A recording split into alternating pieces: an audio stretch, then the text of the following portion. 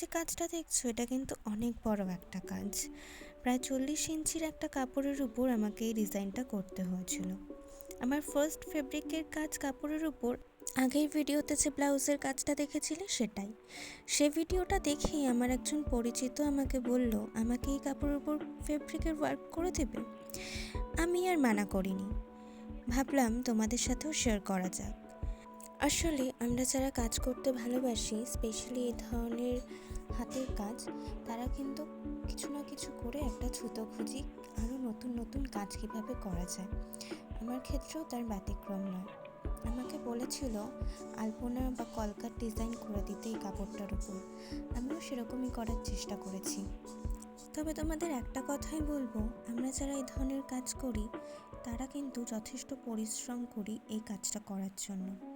তাই তোমাদের উচিত আমাদেরকে শুধু কাজটা করে দে এটা না বলে তার সঠিক পারিশ্রমিকও দেওয়া।